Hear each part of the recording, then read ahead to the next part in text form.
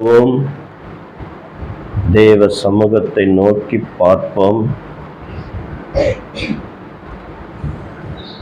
வானம் பாயை போல் சுருண்டு போகும், பூமி அதிர்ச்சியால் உண்டாகும்.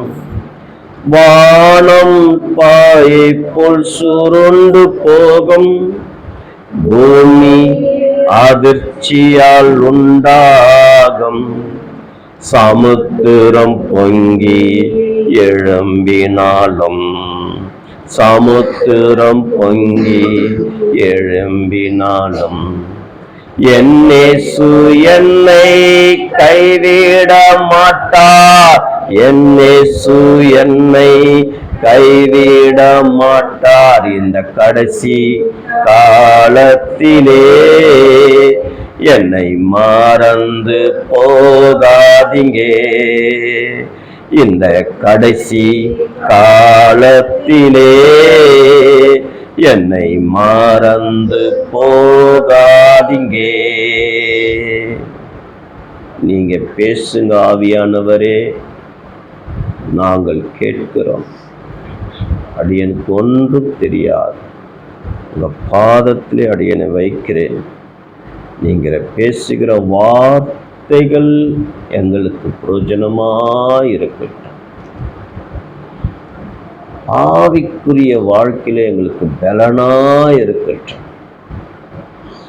அப்பா, அந்த வார்த்தைகள் எங்களுக்கு ஆசீர்வாதமாயிருக்கட்டும்.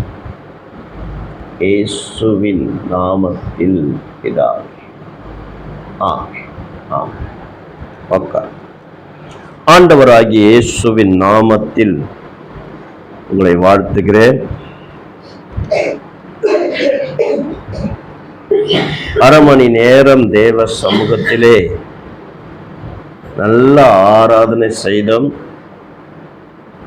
ஆராதனையிலே நல்ல ஒரு வார்த்தைகள், இந்த வருடத்தின் ஆரம்பம் முதல் ஆராதனையிலே அப்படிப்பட்ட வார்த்தைகள் ஆராதனையிலே வந்தது. தேவனாகிய கர்த்தருடைய நாமம் மகிமைப்பட்டது. என் அன்பு பிள்ளைகளே, இப்போது தேவனுடைய வார்த்தைகளை கேட்கப் போகிறோம். நாம் ஆயத்தமாயிருப்போம். இந்த கடைசி காலத்துக்கு என்னென்ன வார்த்தைகள் பேச வேண்டுமோ நாம் பேசணும். எந்த நாளில் ஆசீர்வாத வார்த்தைகள் பேசணுமோ பேசணும். எந்த நேரத்தில் தன்னை காத்து கொள்ளக்கூடிய வார்த்தைகள் பேசணுமோ பேசணும். என் அன்பு பிள்ளைகளே, இந்த யூடியூப் மூலமாய் அநேக ஊழியக்காரர்கள் கேட்கிறீர்கள். அதற்காக நன்றி செலுத்துகிறேன். அடியனுக்கும் நீங்கள் போன் பண்ணி சொல்லுகிறீங்க. இந்த கடைசி காலத்திலே ஒரு சில ஜனங்கள் ஊழியர்தான் எனக்கு முக்கியம், இயேசு இரண்டாவது என்று நினைத்துக் கொண்டிருக்கிறார்கள். அப்படி வழிநடத்துகிற ஊழியர்களே, ஒரு கூட்டம் ஜனங்கள், சில ஊழியக்காரர்கள் வந்தால் ஜனங்கள் ஓடுகிறார்கள், பணத்தை கொடுத்து ஓடுகிறார்கள். இயேசுவுக்கு முக்கியத்துவம் கொடுக்கிறதில்ல, ஊழியக்காரனுக்காக ஓடுகிறார்கள். இப்படிப்பட்ட இருக்கிற விசுவாசிகளுக்கும் சொல்லுகிறேன், சபை நடத்துகிற போதகர்களுக்கும் சொல்லுகிறேன், இது கடைசி காலம். போதகர்களுக்கு சொல்ல வேண்டிய அவசியமே இல்லை. உங்க சபைகளில் இருக்கிற ஆத்துமக்கள் ஒன்று கூட பதறாய் போயிடக்கூடாது. எல்லாம் கோதுமை மணியாய் மாற்றி தேவ ராஜ்யத்தில் சேர்க்க தகுதி உள்ள ஊழியக்காரனாய் தன்னை தாழ்த்தும் போது உன்னை கொண்டு உங்களோடு இருக்கிற ஒவ்வொரு ஆத்துமாக்களும் தேவ ராஜ்யத்துக்கு வந்து சேரும். இந்த ஊழியக்காரன் நான் எனக்கு நினைத்து கொண்டிருக்கிற விசுவாசிகளுக்காக சொல்லுகிறேன். பணத்தை கொடுத்து ஓடுகிற ஜனங்களுக்காக சொல்லுகிறேன். கடைசி காலம் நாணமாயிருங்க. இயேசுதான் எனக்கு முக்கியம் என்று சொல்லி அவரை நோக்கி ஓடுங்க. நிச்சயம் உங்களுக்கு அந்த பரலோகம் இருக்கும். இல்லை, எனக்கு ஊழியக்காரன் தான் முக்கியம், இயேசு வேண்டாம் என்று நினைக்கிற ஜனங்களுக்கு பூமியில பரிதவிக்கக்கூடிய சூழ்நிலைகள் உனக்கு வந்துடும். நாணமா இருங்க, ஜாக்கிரதையா இருங்க. ஒரு சில வார்த்தைகளை பார்க்க போகிறோம். இந்த கடைசி காலத்தில் என்ன சம்பவங்கள் நடக்கும் என்று பார்க்க போகிறோம். வாசிக்கலாம். லூக்கா 21ஆம் அதிகாரம் பக்கம் 117, புதிய ஏற்பாடு. லூக்கா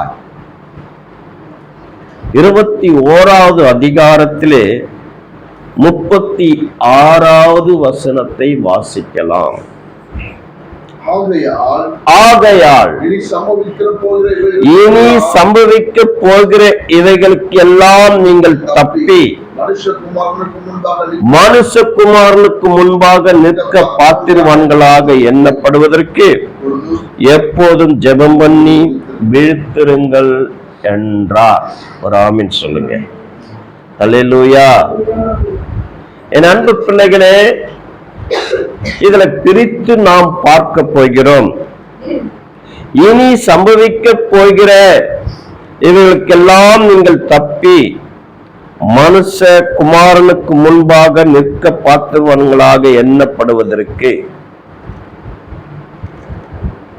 நடக்க போகிற சம்பவங்களை குறித்து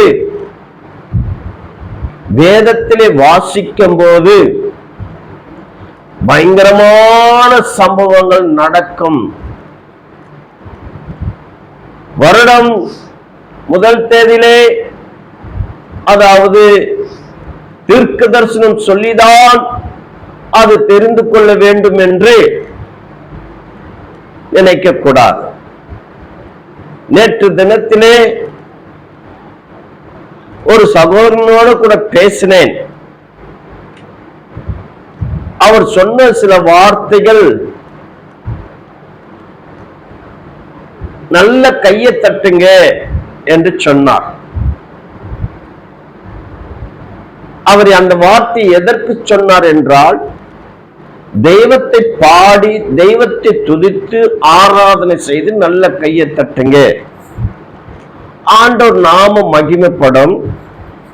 இரண்டாவது, நீங்க கையை தட்டுகிறது நிமித்தம் உன் நாடி நரம்புகள், இன்சுலின் சுரக்கம், கல்லீரல், மண்ணீரல், இப்படியாய் உள்ள இருக்கிற சரீரத்துக்கெல்லாம் அது பலனா இறங்கும் என்று அந்த சகோதரன் சொன்னார். ஒரு ஆமீன் சொல்லமா? அல்லேலூயா. ஆனால் இன்னொரு வார்த்தை சொன்னார். அவர் விசுவாசிதான், நல்ல ஒரு PA சிஸ்டம் மெக்கானிக். என் அன்பு பிள்ளைகளே, டிசம்பர் வந்தால் எனக்கு ஒரு டேஞ்சரான காரியங்கள் நடந்து விடுகிறது, அதுதான் என்ன என்று தெரியவில்லை என்று சொன்னார். என் அன்பு பிள்ளைகளே, இது கடைசி காலமாய் இருக்கிறபடினால் இன்றைக்கு புறஜாதி ஜனங்களும் அதுதான் சொல்லிக் கொண்டிருக்கிறார்கள். டிசம்பர் வந்தால் பயங்கரமான சம்பவங்கள் நடக்கிறது என்று. இனி வருகிற காலத்திலே பயங்கரமாய் நடக்கப் போகிறது. என்ன சொல்லப்படுகிறது? இனி சம்பவிக்க போகிற இவைகளுக்கு எல்லாம் நீங்கள் தப்பி, இதுல தப்பிக்க வேண்டும் என்றால்,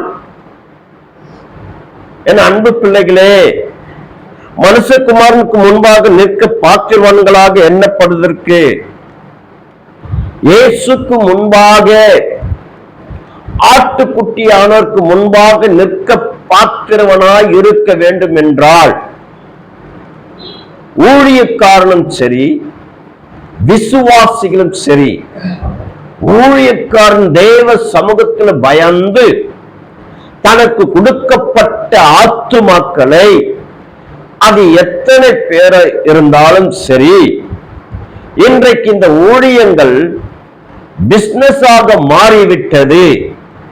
ஆனால் அதெல்லாம் அகற்றிவிட்டு தெய்வத்திற்கு பயந்து நடுங்கி இந்த கடைசி காலத்திலே மனுஷகுமாரனாகிய இயேசுக்கு முன்பாக நிற்க பாத்திரவனாய் காணப்பட வேண்டும் என்றால், நீ எப்போதும் விழித்திருந்து ஜெபிக்க வேண்டும்.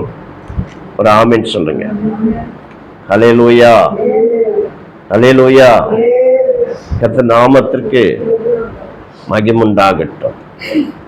இது இந்த வார்த்தை எனக்கும் என் பிள்ளைகளுக்கும், என் அன்பு பிள்ளைகளை, என் குடும்பம் மொத்தத்துக்கும், சபை மக்களுக்கும் சொல்லுகிறேன். இந்த வார்த்தைகளை கேட்கிற எல்லா ஊழியக்காரர்களும், ஒருவேளை இன்றைக்கு கடைசி காலத்தில் சொல்லப்படுகிறது, ஒரு தீர்க்கதரிசி வார்த்தை கேட்டேன், இந்த 2026 வருஷத்திலே ஒரு சில சபைகள் உலகம் முழுவதும் பூட்டப்படும் என்று. என் அன்பு பிள்ளைகள், அந்த தீர்க்கதரிசன வார்த்தைகள் வந்தாலும் வராக்கட்டியும் சரி, இனி வருகிற காலத்திலே அப்படிதான் நடக்கும் என்று வேதத்தில் பார்க்கிறோம். ஊழியம் செய்ய முடியாது, ஊழியக்காரன் தலைநிமிர்ந்து நிற்க முடியாது, விசுவாசிகள் தெய்வத்தை துதிக்க முடியாது. இப்படிப்பட்ட பயங்கரமான சம்பவங்கள் நடக்க போகிறது என்று நாம் பார்க்க போகிறோம். இனி சம்பவிக்க போகிறவைகளுக்கெல்லாம் நீங்கள் தப்பிக்க வேண்டும் என்றால், ஆட்டுக்குட்டியானவர் மனுஷகுமாரனாகிய இயேசுக்கு முன்பாக நிற்க பாத்திரவனாக எப்போதும் விழித்திருந்து ஜெபிக்க வேண்டும். ராமன் சொல்லுங்க, ராமன் சொல்லுங்க. எல்லா ஜனங்களுக்கும் சொல்லுகிறேன், கிறிஸ்தவ சமுதாயத்துக்கே சொல்லுகிறேன், அல்லது இயேசுவை ஏற்றுக்கொள்ளாத இருக்கிற எல்லா மனிதர்களுக்கும் சொல்லுகிறேன், தேசத்தை ஆளுகிற ராஜாக்களுக்கு சொல்லுகிறேன். இனி நடக்க போகிற சம்பவங்கள் பயங்கரமாயிருக்க போகிறது. உன் பணம், உன் பெயர், புகழ், நீ வைத்திருக்கிற சொத்துக்கள், அவைகளெல்லாம் உன்னை காப்பாற்றாது. நீ பல லட்சம் தங்கத்தை சேர்த்து கொண்டிருந்தாலும் அதெல்லாம் துருவாய் போய்விடும் என்று வேதம் சொல்லுகிறது. ராமன் சொல்லுமா? அல்லேலூயா.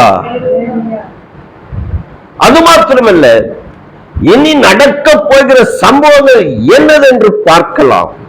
அதே அதிகாரத்தை வாசிப்போம். 16வது வசனத்தை வாசிக்கலாம்.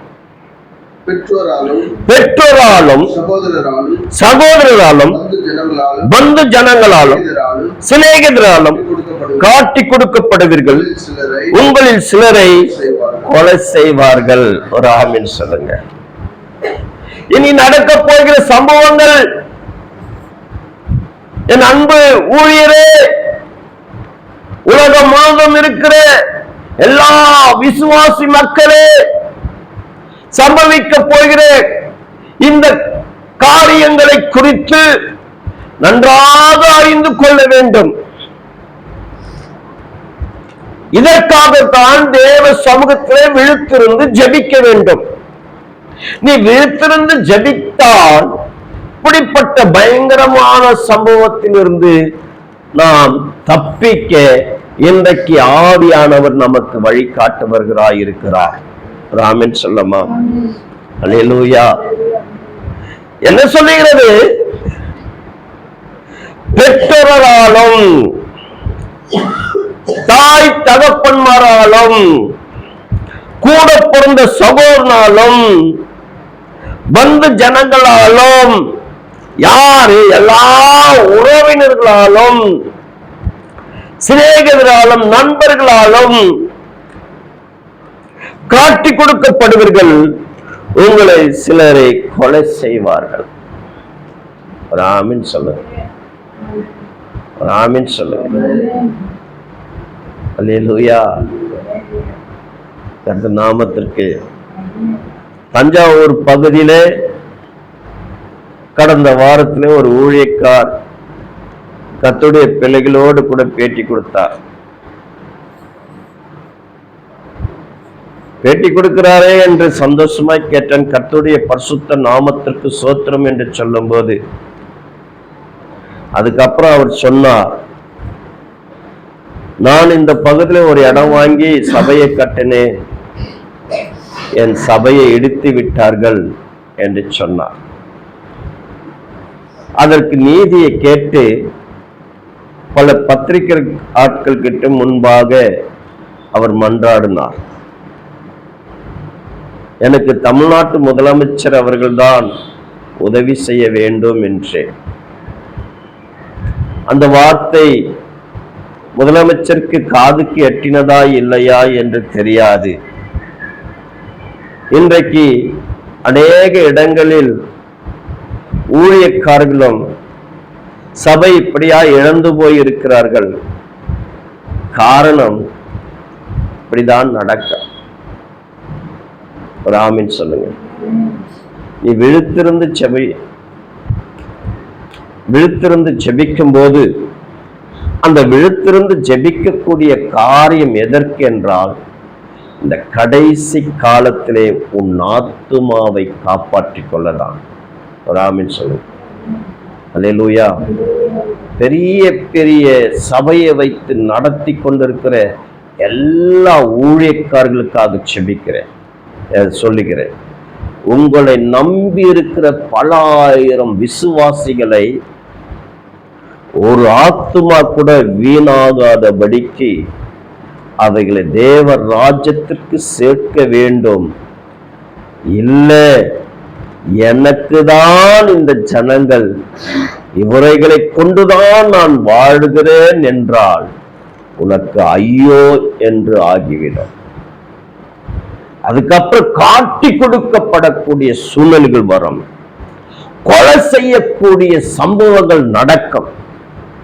என் அன்பு பிள்ளைகளே, இந்த வார்த்தைகளை கேளுங்க.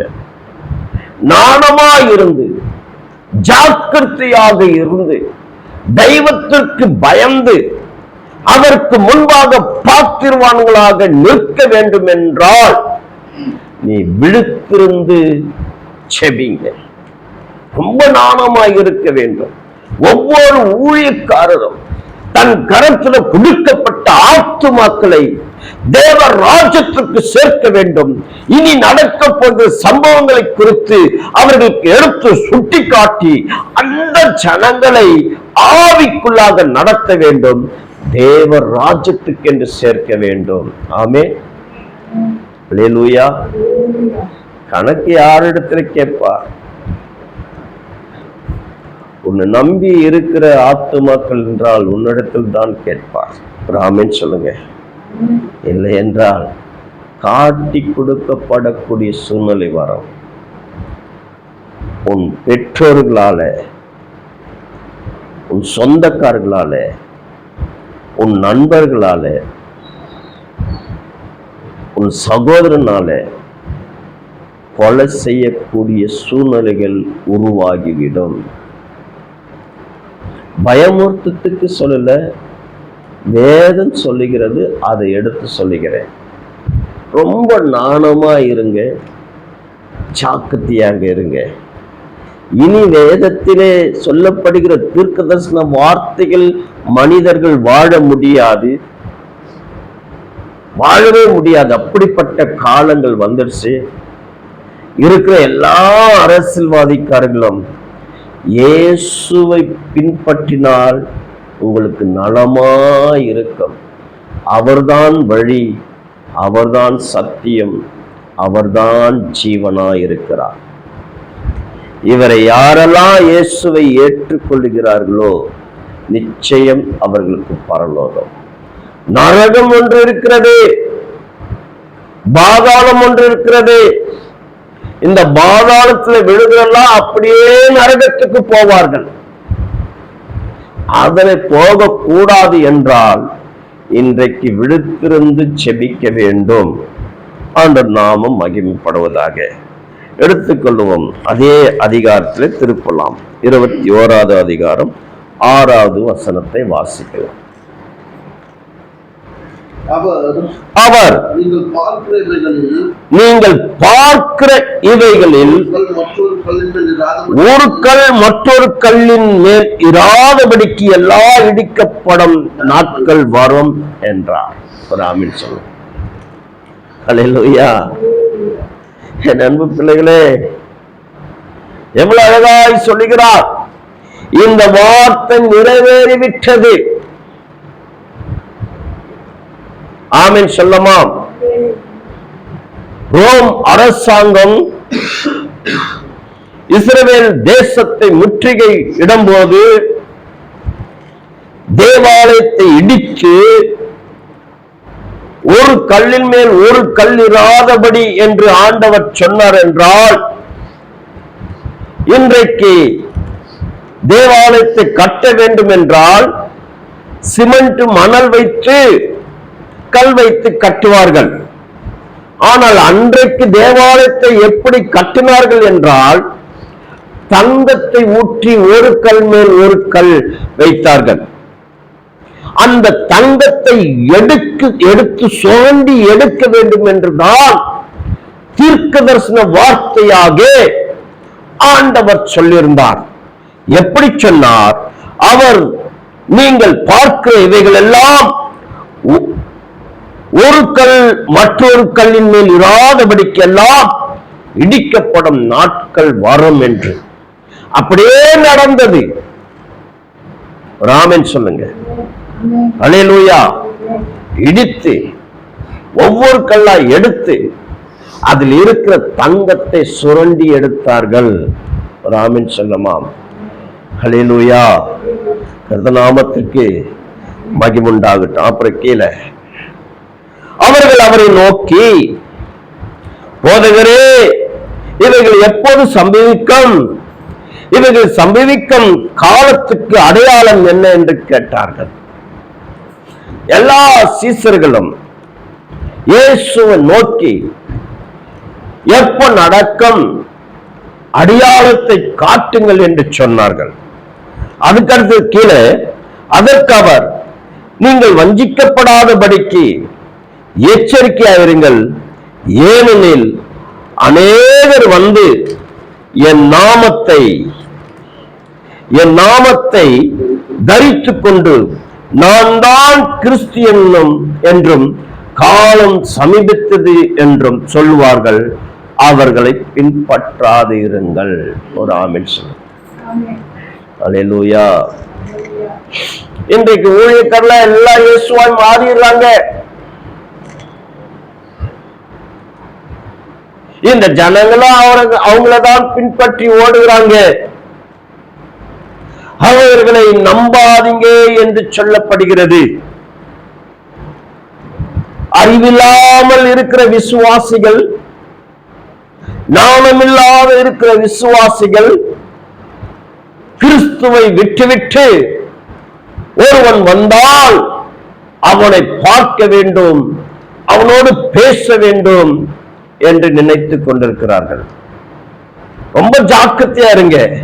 என் நாமத்தை தரித்துக் கொண்டு நான் தான் கிறிஸ்து என்றும் காலம் சமீபித்தது என்றும் சொல்லுவார்கள், அவர்களை பின்பற்றாதிருங்கள். ஆமென் சொல்லுங்க. அல்லேலூயா. அல்லேலூயா, அல்லேலூயா. ஒண்ணே இல்ல, நல்லதுதான். ஒரு பையனுக்கு ஒரு பொண்ணு பார்க்க போறாங்கன்னு வச்சுங்க. எங்க பாஸ்டர் என்ன சொல்லுகிறாரோ அதுதான். ஆமென் சொல்லுமா? எங்க பாஸ்டர் என்ன சொல்லுகிறாரோ அதுதான். அப்ப பெத்த தகப்பன் தாய் எதற்கு இருக்கிறாங்க? நல்லதுதான். அது ஒரு தகப்பன் பெற்றவனுக்கு தெரியாதா? பெற்றவனுக்கு தெரியாதா பையனை எங்க கொடுக்கணும், பொண்ணை எங்க கொடுக்கணும் தெரியாதா? பாஸ்டர் சொன்னாதான் இந்த பொண்ணை கொடுப்பேன், பாஸ்டர் சொன்னாதான் இந்த பையனை கொடுப்பேன், பாஸ்டர் சொன்னா நான் கல்யாணம் பண்ணி வச்சிருவேன். அப்ப என்னங்க?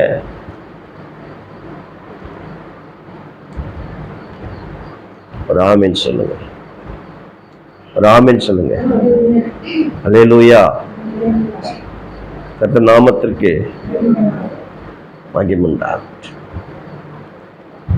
சில பேர் பெண்களை பெண் பிள்ளைகளை பெற்று எடுத்து அதை திருமணம் செய்து கொடுக்க வேண்டும் என்றால் கர்த்தர் சொல்லட்டும், கர்த்தர் சொல்லட்டும்.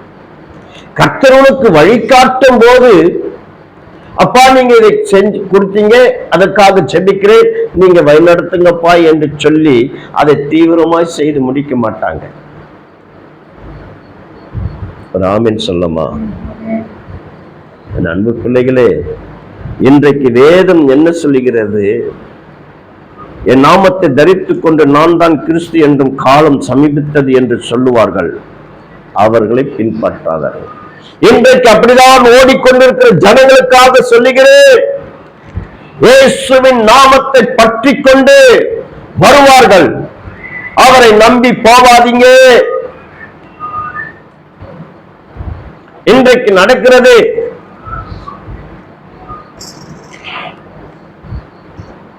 ஆமென் சொல்லுங்க. அல்லேலூயா. கர்த்தர் நாமத்திற்கு மகிமை உண்டாகட்டும். இப்படியாய் பயங்கரமான சம்பவங்கள் வரும். ஆமென் சொல்லுங்க. ஆமென். அல்லேலூயா. கர்த்தர் நாமத்துக்கு மகிமை உண்டாகட்டும்.